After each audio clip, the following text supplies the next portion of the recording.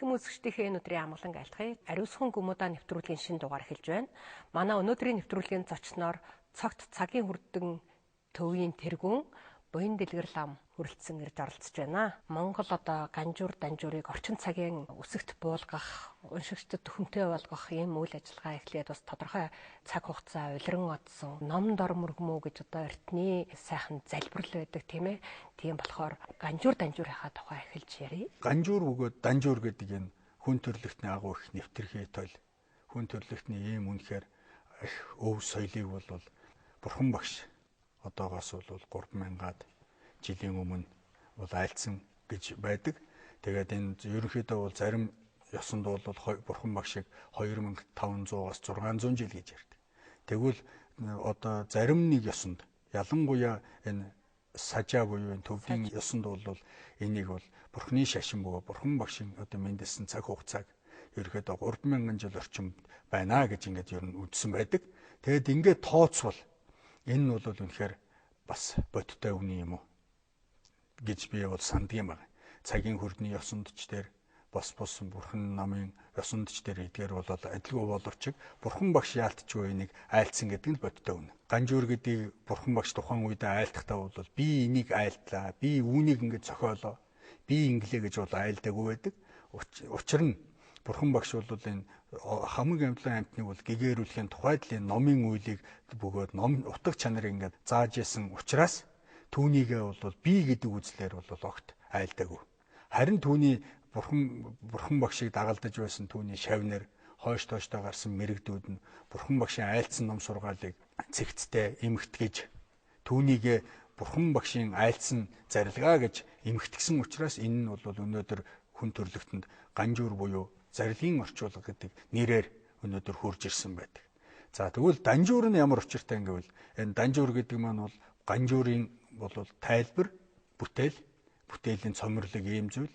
Энийг хэн айлдав гэвэл Бурхан багшаас хойш 600 жилийн тухайд хугацаанд Бурхан энтхэгийн их эрдэмтэн мэргэд тэдгээр нь бол Бурхан багшийн айлдсан одоо онол номын дагуу түүндээ тайлбар хийж өөрсдийн сэтгэл оюунаараа баяжуулж бүтээсэн нь бол эмхтэгдэж данжуур бөгөөд энэ бол шаштрын орчуулга гэдэг ийм зүйл бус юм. Дамжин сургуульгаа хэлсэн байдаг ах шүү. Ганжуур данжуурыг өөрийнхөө хэлэнд орчуулсан цөөхөн улс байдгийн нэг нь Монголоо. Зөвхөн энүүгээр нь бид одоо монгол хэлний хичнээн яруу баялаг гэдгийг хүн төрлөختөнд ойлгуулж чадах юмаа гэсэн ийм сайхан үг хэлсэн байдаг. Энэ бол өвөг дээдсийн маань, номт мэрэгдийн маань хийж бүтээсэн сайхан номын сургууль бол элбэг ариун бий тийм ээ. Гэхдээ зэрэг хоёлаа энэ үг түүхээс жоохон тавчлаад ярив. За ерөнхийдөө монголчуудын түүхэнд бол энэ ганжуур данжууртай ямар ч тохиолдолд бас ингээд одоо түүнийг дээдэлж явсан юм түүх нь бол үнэхээр бас сүүлийн 1000 жилийн асуудал биш байна. Энэ бол үнэхээр 3000 Бурхан багшийн үеэс ахуулаад монголчуудын номтой холбогдож байсан гэсэн иймэрхүү ер нь бол түүхийн баримтууд байна л да. Жишээлбэл Бурхан багшийн үед Бурхан багшийн тухайн үеийн Монгол бас овг аймгаас гаралтай хаадууд энтгэхт бас нэлээд хүчирхэгжиж байсан ийм түүх байна. Тэр түүхэн дээр бол ямар учиртай гардаг вэ гэвэл Бурхан багшийн үед Бурхан багшийг одоо тэр олон их номоо номлоход нь боломжийг гаргаж өгөх. Дээр нь одоо орчин үеэр хэлэх юм бол тэр өглөгийн эзэн нь болох, спонсор болох гэдэг шиг тэр тухайн үеийн бүхэл байдлаар нь хангах ийм ажиллагаанд бол монголчууд их оролцож байсан гэсэн ийм баталгаа бас нотлогоонууд сүүлийн үед бас гарч байна. Ингээд түүнээс хойш 1000 жилийн одоо Монголын хүнүүгийн үед гэдэг тэр үед хүртэл согд уграар дамжуулж Бурхны шашны бас одоо бурхтыг заалж ном соёлыг дэлгэрүүлэх үйлсэд хүртэл хүнүүчүүд их орж исэн гэл байна. Монголын бас их сэтгэгч, сайн онцгой их эрдэмтэй лам энэ 20 дугаар зуунд гарсан 19 дугаар зууны үед ингээ мэндэлсэн Заваа дамдин гэж Хорж онжин гэдэг номон дээр бол 3 үеийн дэлгэрэлтээр Бурхны шашин гарсан гэдэг. Тэгвэл тэр эмүүгээр ингээд улбалаад үсэх юм бол 3 үрийн дэлгэрэлт нь бол сүүлийн 2000 жилд хамаардаг. Тэгэхээр ер нь бол энэ ганжуур данжуурыг монголчууд тухайн үедээ их үнэхээр их онцгой дээдэлж үзэжсэн нь бол оюуны цар хэмжээ бол үнэхээр гайхалтай байсан гэдгийг баталгаа ер нь болж байгаа. Нүүдэлчин бөгөөд ингээд энэ тэнд очиж суурьшиж сонгодог ард түмэн бол үнэхээр оюуны ухааны хувьд үнэхээр гайхалтай ард түмний баталгаа бол. Яагаад гэвэл тэд бол хуучин юмд хизээч одоо баригддаггүй. Заавал шинийг сонгож, шинийг эрэл хийж, заавал тэр өөрсдийнхээ хэмжээгээр ухаанаараа тэр соёлыг хөгжүүлж исэн гэдэг баталгаа нөгөөд юм. Түүгээр нь ч гэсэн ингээд улбаалаад хэлэх юм бол монголчуудын хувьд түүхэнд хамгийн их олон бичиг үсгийг сонгож хэрэглэж зохиож түүгээрээ одоо нөгөө номыг бүтээж тэгээд тэр дундаа бурхны багшийн айлцсан энэ ариун сургаал номлолыг бол үнэхээр үлдээхийн тулд бол их хөдөлмөр гаргасан байгаа юм л да. Тухайн үед монголчууд чинь их дэндүүх энэ тэнд уулгалан дайрч довтолж газар орныг эзэлж гээл явдаг, энэ тэнд дайн байлдаан гээл явдаг, морин дэлдээгүр хийсэл байсан юм шиг боловч тэр тоолонгоор л энэ ганжуур данжуур гэдгийг л эрхэмлээл бүтээгээл орчуулад үнэхээр нэг юм өөрсдийгөө үнэхээр бид бол онцгой арт түмэн гэдгийг батлаад л яваад байсан. Өнөөдөр 21-р зуунд гарчаад байхад бурхан багшийн айлцсан ганжуур данжуур гэдэг хөлгийн судар монголчуудад үнэхээр бүтнээрээ үлдсэн байна. Ганжуур данжуур гэдэг хүн төрөлхтний агуу их юм соёлын өвийг өөрийн их хэл дээр уншиж чаддаг арт түмэн хэд байна вэ гэвэл үнэхээр цөөхөн. Энийг үнэхээр шууд аваад хэлэх юм бол Монгол төвд хоёроос үнэхээр онцгой өвнийг мэдэрч авах тийм авах боломжтой арт түмэн өнөөдөр бол алга байна гэж хэлж болох. Яах вэ? Хятад болон Манж гээд Япон, Солонгос гээд энэ Азийн улсууд бол ганжуурыг өөрсдийнхээ хэлнээр дутууч дээр, бүтэнч дээр орчуулсан байдаг. Түүгээрээ бас бурхан багшийн сургаалыг мэдэрч байдаг. Гэтэл данжуур гэдэг энэ үнэхээр бурхан багшийн айлцсан ганжуурыг энэ өөрсдийн хэлэн дээр хөрвүүлээд, орчуулад тэр дундаа бүр ингээд хэдэн зууныг мянган жилийг ингээд давтамжтайгаар үүнийг ингээд эмхтгэжээс арт юм гэж үнэхээр байхгүй гэж шууд хэлж байна. Энэ замбуу төв даалга гэж бол магадгүй миний яриа бол хитрхи их одоо ингээд зарим хүмүүс сонсоход дэндүү их дэвэргэн юм шиг сонсогдож магадгүй. Гэхдээ үнэхээр энэ бол бид үнэхээр үүгээр бахархаж, бодож, үүгээрээ ингэж ирэмшиж эх орны үзэл гэдгээ бас үүгээр бүтээх хэрэгтэй гэж би бодож байгаа. Монгол бурхны шашин 3 удаа дэлгэрсэн гэж одоо Завал намын дээр хорч хонжинд бичсэн байдгаа гэж та айлтлаа. Тэгэхээр дунд үеийн дэлгэрэлтийн үед бол Монгол данжуурыг нэлээд эрчимтэй бүтнээр нь орчуулах тийм их том одоо төрийн хэмжээнд тийм бодлого явуулж ирсэн шиг байгаа юм. Цагрын Лэгдэн хаан ганжуур орчуулж ирсэн. Одоо энэ өвөрлөгчийн Жанжаа хотогт тийм ээ данжуур орчуулж ирсэн гэсэн тэр нь одоо бүр бүтнээрээ бидний үед хүрээд ирсэн байх жишээтэй тийм ээ. Тэгэхээр та энэ тухай жоохон урангуулад ярил. Ганжуурыг монголчууд бол мянгаад жилийн өмнөөс орчуулж ясан олон түүхүүд нь байна. Явцын дунд нөгөө Цахрын Лэгдэн хутагт хаан буюу Чингис хааны Алтан ургийн хааны зарилгаар тэр өмнө хэвлэл орчуулагдсан номуудыг одоо ахин эмэгтгээд дээр нь орчуулагдагүйг нь зарилгаараа ахиж нөхөж орчуулад ингээд Монгол ганжуур гэдэг болоо бидэнд хүрсэн энэ бүтээл үлдсэн байдаг. Тухайн үед энэ Монгол ганжуур маань бол зөвхөн бичгээр үлдсэн байдаг. Бичиг нь нөгөө хүний гар бичмлэр үлдсэн. Тэгээд энэ явцын дунд олон дахин хуулагдаж явж байгаад зарим нэг дахин хуулагдах явцад андуу эндүү гарсан, дутсан, нэмэгдсэн гэл олон зүйлээр ингээд гарч явж байсныг нь 1700-аад оны алда тухайн үеийн монголчууд бол яг хөө манжийн одоо дарлал гэх юм уу, манжийн иргэшэлд орсон байсан үе л дээ. Тэгвэл тэр манж гэдэг маань бид нар өнөөдөр хятадаар ойлгоод байж үнэхээр болохгүй. Энэ бол үнэхээр бас л нэг нүүдэлчин бөгөөд Монгол угсааны л нэг аймаг хятадд өөрсдийн нөгөө юу тогтоосон. Тэр үед манжийн инх хамгаалан хаан зарилгаа гаргасан байдаг. Зарилгаа гаргахдаа бол эхний 2 зарилга гаргасан. Нэгдүгээрт нь бол Монголын ноёдуудын хүсэлт, хаадын хүсэлтээр нөгөө манжийн инх хамгаалан хаанд захиа өргөл бариад түүгээр ганжуурыг одоо хэвэнд буулгая гэсэн ийм зүйл. Тэгээд Сахрын Лэгдэн хутагт хааны үед нөгөө хэвлэгдсэн тэр бичгэнд буусан ганжуурыг, Монгол ганжуурыг дахин засаж алдаа мадаг юу байна? Шүүгээд тэгээд ганжуурыг 1721 оноос жилийн хугацаанд хөрвүүлж дуусгасан бар зэйлвэж. За ингээд ганжуур гэдэг нь бол бидний үед хүрчээ.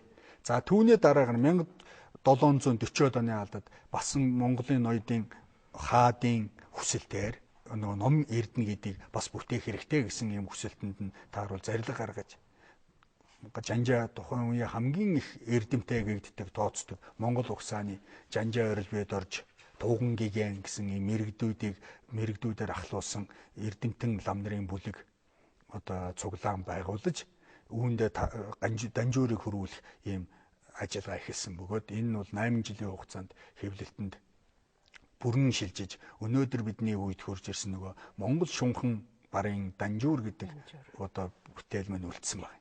Бидний үед цөөхөн тоотоогоор үлдсэн байдаг. Энэ нэгвэр тооцох юм бол одоо өвөр Монголд нэг 6 данжуур, 2 ганжуур одоо юугаараа бүтнээрээ. Тий. Тэгээ Бээжингийн номын санд нэг байдаг гэж 2ч байдаг гэж сонслоо. Монгол дахь данжуур бол юугаар онцгой байдаг ба бусад газар байгаа данжуур онцгой гэхлээр бүх бот нь бүтнээрээ үлдснээр онцлог. Өөр газар бол яг энэ бүтэн данжуур бол үлдээгүй. Шунхан барын данжуур. Ганжуур нь бол яг Монголд бас бүтнээрээ гэгддэг боловч бичин данжуурынх нь 76 бот үлдсэн гэсэн юм номын сангийн мэдээлэл байна л да. Эрмитаж гээл, Лувр гээл эдгээрд бол ганжуурууд үлдсэн гээл байдаг. Тэгээ явцын дунд 1960-аад оны алдад юм шиг байгаа. Тэр бурхан шашны нэг хурал болж түүн дээр Монголоос нэг энтгэгт ганжуур барьсан. Тэр нь нөгөө Лакиш Чандра, Рагу Бера гээд эцэг хүү хоёрын одоо бас их ажлын үр дүнд бас юм ботоо хэвлэлээр гарч бидэн дээр өнөөдөр энэ ганжуур үлдсэн. Ийм. Тэгээд одоо энэ мэн бол Монгол данжуур гэдэг үнэхээр гайхалтай, үнэтэй, цэнтэй зүйл гэдэг нь бол энэгээр батлагдж байна нэгд. Хоёрдугаарт 21-р 100 гарсаар ялангуяа манай энэ төр засгийн оролцоож байгаа эрдэм мэдэн мэрэгдэм маань үнэхээр хүсэл эрмэлзлийн үр дүнд 21-р 100-ны үед нөгөө ЮНЕСКО гэдэг дэлхийн хамгийн том соёлын өвийн байгууллагаас энийг дэлхийн өвд багтааж буулгасан нь бол энийг бол хүн төрлөختөн хэрэг үнэлж байгаагийн үнэлэмж явж байна гэсэн үг. Бид соёлын өв гэж үнэхээр ийм гайхалтай зүйл байна гэж би бод. Бид зөвхөн тийм соёлын өв нэг музейн үзмэр гэдгээр хүлээж авах нь бол үнэхээр бас шаардлага хангахгүй л дээ.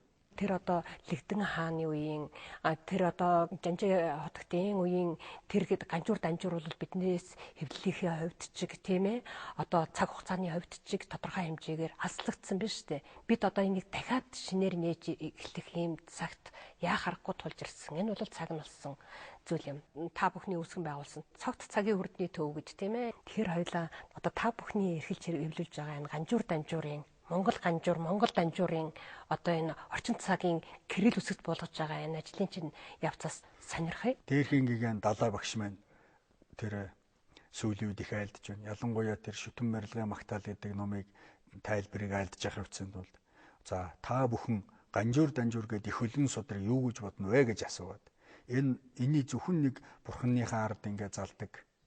Зүгээр нэг ингээ шүтэнээр тавьдаг. Эд гэж бодж байвал энэ биш ээ. Энийг уншиж судалж мэдснээрээ л энэ бол дээрийн одоо үнэхээр шүтэн ном болох. Үүнийг оюунаараа ингээ тайлснараа л одоо өөрийгөө гэгэрүүлж хүн ардыг гэгэрүүлэх одоо зам мөрөө нэнэ гэж ингэж айлдаж байна. Тэгэхээр бидний энэ хийж байгаа ажил бол ямар нэгэн алдар нэр тийм ээ мөнгө төгрөг ийм зүйлдер бол үнэхээр тулаагүй гэдгийг бол би бол хэлнэ. Гэхдээ энэ номыг үнэхээр үлдээхийн тулд зоригддог гол учир нь бол багш нарын зарлиг. Бөгөөд өнөөдрийн энэ залуу үеийн бөгөөд бидний одоо хойш залуучуудад бурхан багшийн сургаалыг, бурханы шашин гэдэг үнэхээр ийм агуу зүйлийг бодиттой шинж чанараар нь үлдээхэд л энэ хэрэг болно гэсэн зүйлээс бид нар бол зорж байгаа. За, бурхан багшийн энэ сургаал номлолыг одоо 1000 жилийн сүүлийн 1000 жилийн хугацаанд монголчууд төвөж санскрит хэлнээс ингээ буулгалаа гэдэг энэ нь бол үнэхээр гайхалтай юм том ажил болсон. Өдгөө үед ч гэсэн бидний хувьд бас их том ажил байна. Тэгээд энийг бол бидний хийж байгаа ол юм маань бол бас тухайн үеийн мэрэгдийн маань бидэнд бэлдээд өгсөн сайхан Монгол босоо бичиг дээр мань байгаа энийг голчлоод төвөд их үүдтэй тулгаад бас зарим нэг санскрит нэр томьёо бөгөөд пали хэл, санскрит хэл, манч хэл, хятад хэлүүдээс бас зарим нэгүүдийг ингээд шүүн тунгааж энэ ганжуур данжуур орчуулгыг бол хийх үйл явц бол нэлээд их хэрчмтэй явж байгаа юм. Тэгээд энэ данжуур гэдгийг бид нараас энэ орчуулгын явцад ард түмэн болон сүсгтэнгүүдээс хэлж яана л да. Бурхны шашны ном бол үнэхээр ойлгоход хүнд юм аа. Энийг тэгээ та нарын гаргасан номон донд үнэхээр бас хуучин хэллэг их байгаад байна. Энийг орчин цагийн монгол хэлэнд болгооч гэл юм олон бид нарт бас хүсэлт шаардлага тавьж байна. Тэгээд энэ дээр бол эхлээд бидний хувьд ярилцаад энийг үнэхээр орчин цагийн монгол хэлэнд буюу найрлагаар нь өөрчилж утга нь байгаа боловч найрлагаар нь өөрчлөх хэрэгтэй байна гэсэн бодол бол байгаад эхлээд нэг жоох оролдох гээд. Гэтэл явцын дунд бол ингэж оролдож ерөөсө болохгүй гэдэг нь харагдаж байна. Яагаад вэ гэх юм бол өнөөдөр орчин цагийн монгол хэлний зүй тогтоллыг ингээ аваад үтсэн ч гэсэн бид нар бол дэндүү их ингээд замбраагүй хэл зүй орчинд үнэхээр дөрмөн л жилдээ нэг өөрчлөгдөж байдаг тийм ээ. Тэгэл эрдэмтэн мэрэгдүүд нь хүртэл ингэж хэлэх ёстой, тэгэж хэлэх ёстой гэдэг дундаа ингээд тогтносон юм байхгүй байгаад байдаг. Ийм олон зүйлүүд бас нэг шалтгаан байна. Дээр нь энийг бид нар өнөөдөр орчин цагийн монгол хэлний дээр найруулгаар нь өөрчилж яана гэдэг ингэх юм бол энэ номын үнц нь угаасаа алдагдах ийм аюултай байна. Өөрөөсөө илүү юмыг уншиж, өөрөөсөө илүү хүнтэй учирч байж өөрөө илүү болох хэвээр тийм ээ. Өөрийнхөө хэмжээнд л бүх юм авчирч тавиад л доошлоод авах юм бол тэгэл хүн төрлөختний нөгөөнийх агуу их нандин соёлын өв нэгдүгээр тайчих юм бэ тийм ээ. Үнэхээр орчин цагийн монгол хэл гэдэг бол цөөхөн хэд үгэндээ эргэлддэг болсон юм шиг байна. Үг ийм баялаг байхгүй болцсон. Магадгүй бид нэр одоо энэ дэцхийн орчуулж үлдээсэн, туйруулж хөрвүүлсэн энэ монгол ганжуур данжуураас бид нэр эргээд монгол хэлийг баяжуулах их уурхай болгож авах тийм цаг ирнэ штэ. Тийм учраас энэ хэлний асуудлаар бол миний зүгээр хувийн бодол штэ, сэтгүүлчний хувийн бодол тэгж бити хамаагүй оролдоосаа гэсэн юм хүсэлтэй. Таны наад хэлж байгаа зүйлийг чинь бид нар өнөөдөр бодож байгаа учраас энийг ер нь хуучнаар нь байлгах нь зөв гэсэн юм зарчимд хүрээд явж байгаа. Тэр тэгдэг учир нь болохоор юм ихэд амарчлаад байхлаар хүн нөгөө амар зүйлдээ ингээд дадсаар агаад хүнд хүчээр зүйл тулгархад чадахгүй болдог. Таны саяны хэлдэгтэй адилхан. Түүнтэй адилхан бид өнөөдөр хитрхийх орчин цагийн хэлэнд юуныг аваачих гэж яана гэдэг ингээл тайлбаруудыг хийгээл үгүй бол үгүүдийн хуучин үгийн солиод үгүй бол одоо юу гэдгийг ингээд найруулга дээр нь ингээд үгсгийн урд хойно ингээд оруулаад ингээд залгахлаар энэ маань эргээд бид нэр магадгүй энэ номыг орчуулах буян болох биш. Эргээд нөгөө монгол ард түмнийхээ монгол хэлэнд бид нэр эргээд дайсан болох магадлал өндөртэй. Гэхдээ бидний хувьд өнөөдөр энийг огт янзлахгүй байна гэж байгаа бол бас биш. Пайли, самгард тийм ээ, төвд, манж одоо энэ хэлнүүдтэй бид нэр дахин тулгалт хийж байна гэдэг тийм ээ. Тэгэхээр ямар учраас тийм тулгалт хийж эхлэв? За тэр олон хэлэн дээр тулгалт хийх гэдэг асуудал бол дээдсийгээ бид нар алдсан гэж үзэж байгаа асуудал огт биш. Харин бидний одоо эрдэм мэдлэг дэндүү дорой учраас энэ дотор гарч байгаа үнэхээр үг, утга, эдгээр зүйлийг олон зуун жилийн монгол хэлний баялаг уламжлал явж байгаа учраас бид тэр олон хэлүүдийг олон тэр хэлэгдэж байгаа санскрит уламжлал, пали уламжлал эдгээрийг сайн мэдэхгүй учраас энэ дээр гарч байгаа санскрит нэр томьёо, пали нэр томьёо гэл зарим нэг зүйл нь болохоор манжаарч тэмдэглэгдсэн байх шиг, зарим нэг нь бол ард хүмүүсийн дунд байдаг уламжлалаар бэлэгдсэн, тэмдэглэгдсэн байдаг. Эдгээр зүйлийг бид нар шууд монгол бичгийн дээр нь тулаад тэр юмаа гэж тавихад үнэхээр хүндрэл үүсэж байгаа. Тэгэхээр түүнийг үнэхээр ингээд таньж мэдэж гаргахын тухайд бид нар заашгүй ихүүдийг ухахаас ундаа аргагүй. Тэгээд тэр зүйлийг ард нь бол бид нар тайлбар ингээд тавьж байгаа юм л да. Жишээлбэл шууд ингээд нэхэд энэ дээр нэг энэ 15 дугаар бот дээр дуртгал хийгээд гисэл гэж байгаа. Гэтэл энэ гисэл гэдэг үгүүдийг би үнэхээр бид нэр мэдэхгүй байна. Гэтэл манай монголчуудын одоо нэг 700 800 жилийн өмнө 1000 жилийн өмнө энэ дээр гисэл гэдэг маань гидс хүний гидс дотор гэсэн ухаантай үг. Энийг тэгэхээр яаж ойлгох ёстой вэ гэхээр бид нар нөгөө л одоо их сурвалжуудаас нь ухаад ойлгох юм бол одоо үнэхээр гидс дотор гэсэн үг юм байна. Тэгтэл энэ дотор бас хуучны пали гаралтай үгүүд маш их явж байгаа. Тэр нь болохоор өнөөдөр түрэг үг юм уу, манж үг юм уу, монгол үг юм уу, санскрит үг юм уу гэхээр ингээ мэддэггүй. Тэгэхээр пали хэл тийм үү? Одоо самгарт хэл. Энэ хоёр хэл ямар ялгаатай юм бэ? Бурхан багшийн одоо заларч явах үед үндсэн тэр нутаг дэвсгэрийн ард түмний нийт хэрэгэлдэг ярьдаг хэл нь бол пали хэл. Энийг бол орчин цагийн үед ойлгол энэ бенгал хэл гэдэг. Тэр нь Бангладеш, Лаос гэх энэ одоо нүүсээр гад энэ урд энтхэгчүүд ярьдаг хэл гэж үлдсэн байдаг. Тэгээ бурхан багшийн үед болохоор бенгал хэлээр голчлон ярьж үсэг бичиг эдгээр зүйлээ тэм пали хэлээрээ тэмдэглэгдэж үлдсэн. Тэгээ тэрний явцын дунд пали хэл маань одоо санскрит хэл буюу сайтар найруулагдсан гэдэг хэл рүү уусаж шилжсэн. Ингээд энэ маань өнөөдөр хоёр хэлний юм шиг сонсогдоод үлдэгдээд байгаа учир нь. Тэгээд пали хэл, санскрит хэл хоёрыг шууд нэг юмаа гэж авч үзэхэд одоо бол хэцүү. Яагаад гэвэл одоо пали хэл, санскрит хоёрыг ингээд шууд ойлгоход бол хэцүү. Бие бинийгээ таньж мэдхэд хэцүү. Гэхдээ пали хэл нь ууссаараа санскрит хэлэнд байраа тавьж өгсөн л ийм л хэл. Тэгээ бурхан багшийн үед хэлэгдэжсэн хэл нь бол пали хэл учраас далаа багш гэсэн энэ тэнд ном айлтгата пали хэлээр эхлээд айлтгуулдаг. Дараа нь санскрит хэлээр айлтгуулдаг байдаг.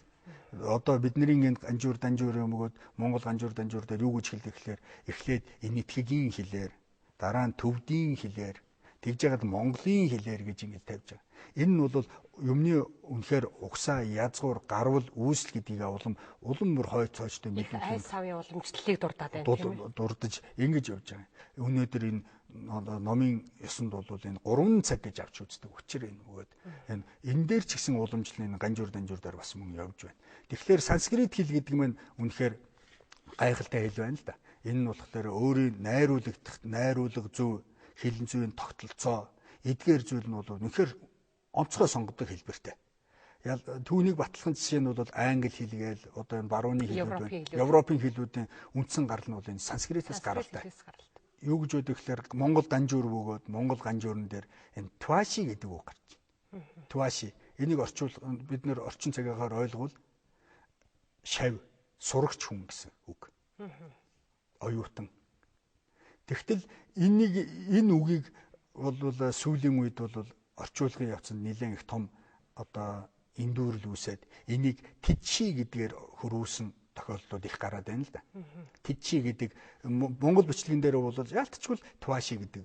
Гэхдээ нөгөөтгийн дэвсгэрдэ гэдгээс хамааруулаад энэ бол тичи гэдэг юм а гэд ингээд уламжлал нь олон жилээр явцсан.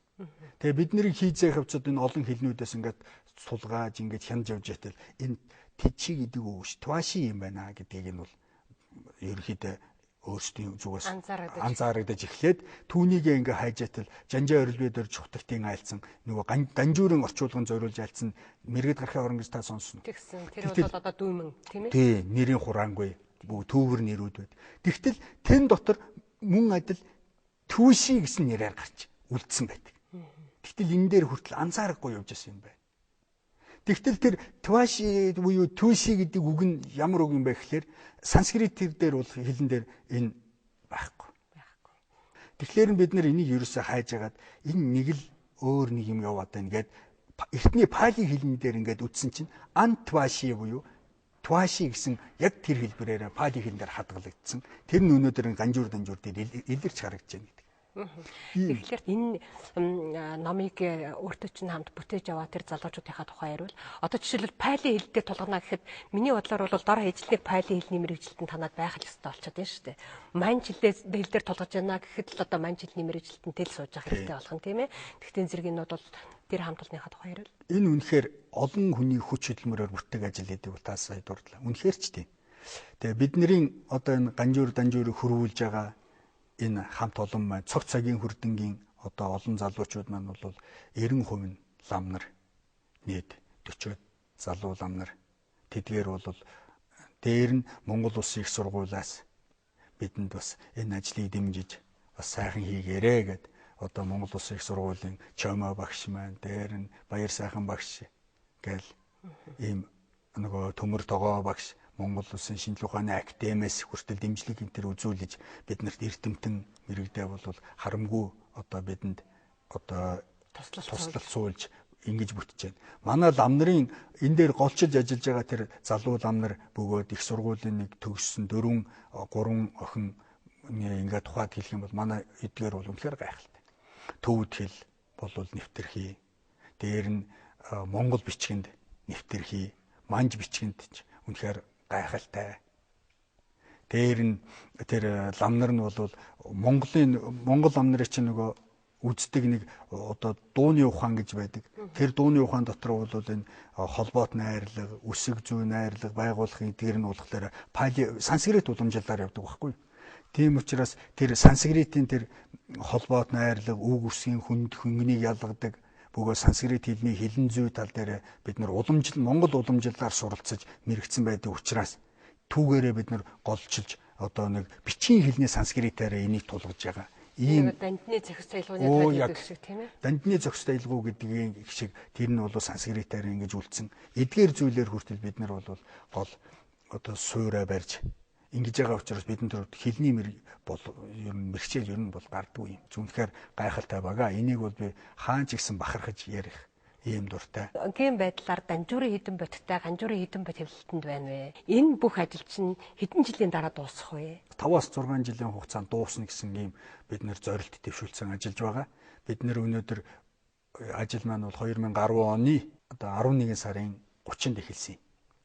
Гэхдээ манай байгууллага бол 2008 онд бүр байгуулагдсан. Тэр энэ хооронд бол янз бүрийн энэ Данжуурыг орчуулах ажлынхаа бэлтгэлийг дээр нь Монгол Данжуур дээр ажиллах, Төв Данжуурын тэр дээр ажиллах судалгаагаа хийж нэлээд бол бэлтгэгдэж үндсэндээ бол 10 жилийн хөдөлмөр гэсэн үг.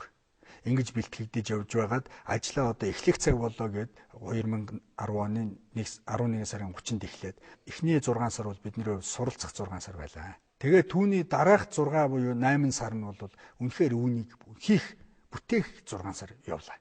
Тэрний хүчинд өнөөдөр бид нар Данжуурын 18 бот, Ганжуурын 2 бот ингээ гарчихсан. Яг ингээд та бүхний өмнө одоо ингээд энэ хэвлэгдээд гарцсан хурж байна. Энэ хөрвүүлсэн бол бидэнд бас маш олон байна. Хөрвүүлнэ гэдэг. Хөрвүүлэгдэхэд бол бид нар бол амархан байна. Хамгийн гол хүнд ажил бол энийг бол одоо энэ хэлээр бол редакторлах. Дээр нь хэвлэлтэнд бэлтгэх гэсэн ийм ажил нь бол нэн чухал бөгөөд хамгийн хүнд ажил. Энэ дээр бид нар цаг хугацаагаа авдаг.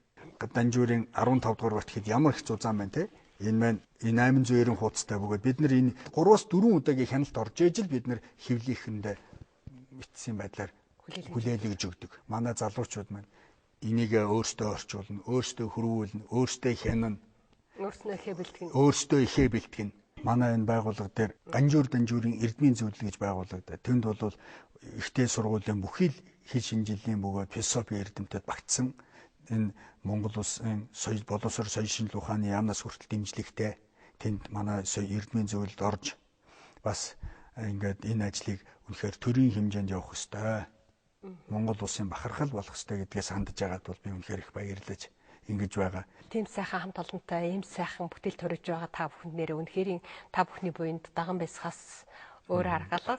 Тэгэхдээ ном гэдэг бол өөрөө их үнэтэй, тийм ээ? Хүүхдийн нэг жижигхэн өчиг хөвлөрийн ном аваад өгтөл их үнэтэй. Номоо хэвлүүлэх одоо энэ зардлыг та бүхэн яаж бий болгож босгох юм бэ? Энд чинь нэг тал нь мөнгөний асуудал бол хоёр талтай яриад шүү дээ. Нөгөө талд нь Данжуурын нэг ганц битийг олоод уншчихсан, Ганжуурыг нь бас нэг олоод ганцыг нь ч ихсэн уншчихсан, бусдын ч дэлхээ байг гэхэд бол одоо нэг бот ойролцоогоор ямар үнэтэй уншигчдад төрөх вэ? Үнэхээр бас санхүү эдийн засаг гэдэг бол үнэхээр хүнд юм байд юм байна л да. Бид анх энэ ажлыг хийхдээ зориг зүрхэл хийчихье гэсэн байдлаас байхаас биш үнэхээр энэ дээр бид нар дээр санхүү эдийн засгууд ямар хүнд бэрхшээл тулна вэ гэдгийг үндэ санаанд байсангүй. Гэхдээ үндсэн ихний хүний сэтгэлд анх буусан хичээл зүтгэл зориг гэдэг нь бол бас энэ номыг бүтээх гол хөшөөрөг болж байна. Тэгээд ч энэ номыг бид нар яаж бидний хийцэн бүтээлийг яаж хэвлүүлж байна, яаж яана вэ гэдэг дээр бол биднэрт бол их олон сайхан найз нөхөд ах дүүс амар их садан тийм ээ. Дээр нь буянтан хүмүүс бас хэрээрээ бид нар тэдгээрт ч хандаж байна. Тэдгээр нь ч гэсэн үнэхээр бас монгол хүний дотоод нэг нүнжигтэй нэг сайхан чанарыг харуулж энэ дээр бас оролцож энэ бүтэж байна. Дээр нь энэ номыг бид нар гадаадад хэвлэе гэж үнэхээр зорьсонгүй. Яагаад гэвэл Монголын ард түмний бас мөнгө төгрөг хөлс хүчээр босч байгаа учраас энийг бид нэр эх орондоо шингээх хэрэгтэй гэсэн ийм хэвлэснийхээ төлөө нэг Монгол хэвлэгч ч гэсэн л нэг 5 төгрөгийн цалин авах тийм ээ. Тийм учраас бид энийг одоо өнөөдрийн Монголын хамгийн их хэвлэлийн хувьд үнэхээр л мөнхөн үсэг гэдэг сайхан чадвартай хамт олонд бид нэр энэ номыг нөгөө хэвлүүлж үнэхээр бид та бүхэн харахад ч гэсэн үнэхээр хэвлэлтийн чанар, шансаа, үзэмж сүүлийн үеийн төвшөнд хийгдэж байгаа. Тэгэд энэ номыг муу хийж болохгүй байна. 3000 жил энэ ном өөрөө дээдлэгдээд ирсэн байхад бидний үед бид нэр энийг гутааж болохгүй юм байна. Тийм ээ? Тийм болохоор бид үнэхээр энэ номонд бол оюун сэтгэлээ зарах ёстой. Үнэхээр энэ номонд бидний хөлс хүчийг ч бид нэр шингээх ёстой. Хөлс хүчний үнэлэмжийг шингээх ёстой учраас бид нэр зориглоод хийж байгаа. Олон буянтны хүчээр явж байна. Бас ингээд шууд хүн болгонд ингээд бид бас худалдах хэмжээнд явхлаар бас их хүндрэлтэй байдал үүсэж байна. Яагаад гэвэл бид энийг олон хувь хэвлэж чадахгүй байна. 5-6 жил үргэлжилж явах хэвээр ажил учраас бид нар маш их цэгцтэй, бодлоготой байхгүй болохгүй байна.